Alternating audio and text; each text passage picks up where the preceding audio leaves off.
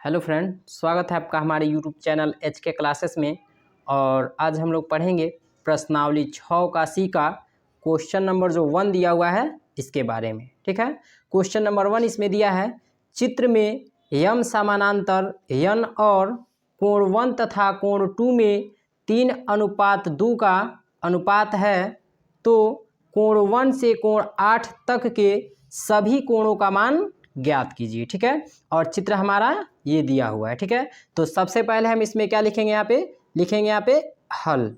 ठीक है, और इसमें क्या दिया है, चूंकि, ठीक है, लिखेंगे चूंकि दिया है, क्या लिखेंगे इसमें, चूंकि दिया है, क्या दिया है इसमें, कोण 1 अनुपात कोण 2 बराबर 3:2 इसमें दिया हुआ है। ठीक है, तब उसके बाद क्या लिखेंगे, यहाँ पे लिखेंगे तब समानुपाती, ठीक है, लिखेंगे इसमें तो हो जाएगा तब समानुपाती भागों का, ठीक है, भागों का योग, समानुपाती भागों का योग बराबर। ठीक है, तो समानुपाती भागों का योग क्या दिया है, 3:2 दिया हुआ है, तो इसीलिए क्या लिखेंगे 3 और +2 लिख देंगे, यानी 3 + 2। तो 3 और 2 जोड़ेंगे तो कितना हो जाएगा, 5 हो जाएगा, यानी समानुपाती भागों का योग कितना हो जाएगा, 5 हो जाएगा। क्लियर, इसलिए, ठीक है, लिखेंगे इसलिए कोण 1 + कोण 2 बराबर क्या हो जाएगा, 180 अंश हो जाएगा। कैसे हो जाएगा, यहाँ पे देखिए दिया है कोण 1 और प्लस कोण 2, यानी ये दोनों मिलके क्या बना रहे हैं, एक सरल रेखा बना रहे हैं, और एक सरल रेखा पे कितने अंश का कोण होता है, 180 अंश का होता है, इसीलिए कोण 1 + कोण 2 बराबर कितना हो जाएगा, 180 अंश हो जाएगा। क्लियर, अब इसके बाद से देखिए इसमें लिखेंगे तब, ठीक है, तब यदि इसमें हम कोण 1 का मान ज्ञात करते हैं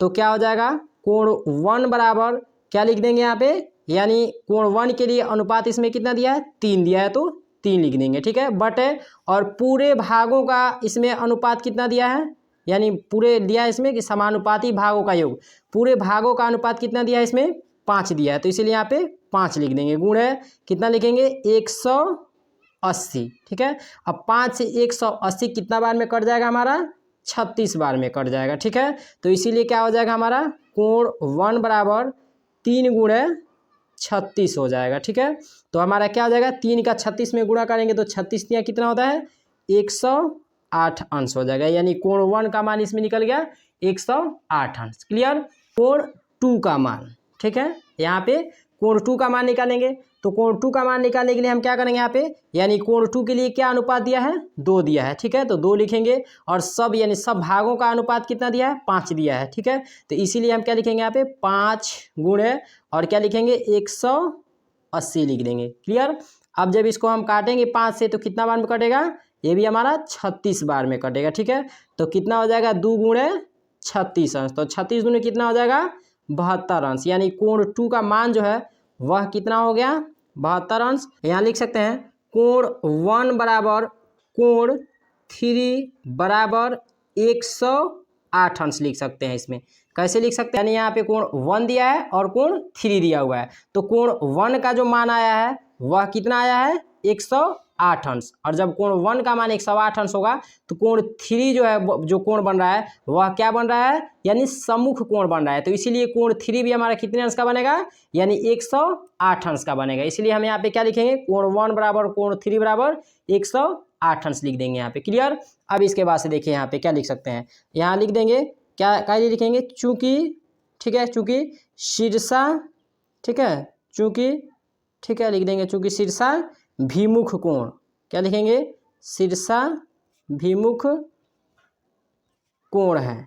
ठीक है, क्या, कोण 4 बराबर कोण 2 लिख सकते हैं। अब देखिए इसमें कैसे लिख सकते हैं, कोण 2 दिया हुआ है। ठीक है, तो कोण 4 दिया है, जो कोण 4 यानी जो कोण 2 दिया है, तो कोण 2 का मान कितना निकाला है, 72 अंश, तो कोण हमारा जब 2 का मान 72 अंश जब दिया हुआ है इसमें निकाले हैं, तो कोण 4 जो होगा वो भी कितने अंश का होगा, यानी 72 अंश का होगा। क्यों होगा, इसलिए कि यह भी हमारा जो यानी सम्मुख कोण बन रहा है, मतलब शीर्षाभिमुख कोण है। ठीक है, यहाँ पे लिख सकते हैं, क्या लिख सकते हैं, यहाँ पे लिख सकते हैं चूंकि, ठीक है, शीर्षा, ठीक है, शीर्षा भिमुख कोण है, क्या लिख सकते हैं, शीर्षाभिमुख कोण है। क्लियर।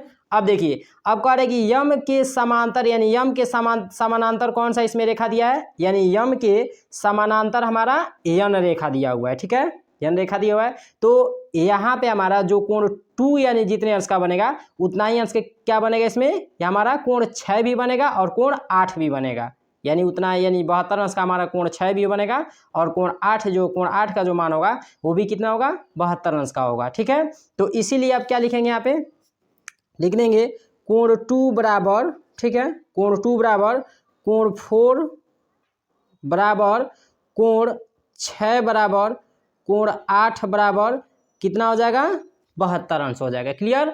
और इसके बाद से हमारा क्या हो जाएगा यहाँ पे, यानी कोण 1 बराबर कोण 3 बराबर कोण 5 बराबर कोण 7 बराबर, इसका मान कितना हो जाएगा, 108 अंश हो जाएगा, क्लियर। अब देख लीजिए यहाँ पे कैसे, जैसे यहाँ पे दिया हुआ है कोण 2 का मान दिया, तो कोण 2 का मान कितना अंश का दिया हुआ है, यानी कितने अंश दिया हुआ है, कोण 2 का मान 72 अंश दिया हुआ है। तो कोण 2 के सम्मुख कोण कौन सा बन रहा है, कोण 4 बन रहा है। तो इसीलिए जितना अंश का कोण 2 का मान होगा उतने ही अंश का किसका मान होगा, कोण 4 का मान भी होगा, ठीक है। यानी यम के समानांतर क्या रेखा है, यन रेखा है, और ये जो रेखा यल जो जा रही है वह इसको भी क्या कर रही है, यानी इसी के समांतर जो रेखा है इसको प्रतिच्छेदित कर रही है।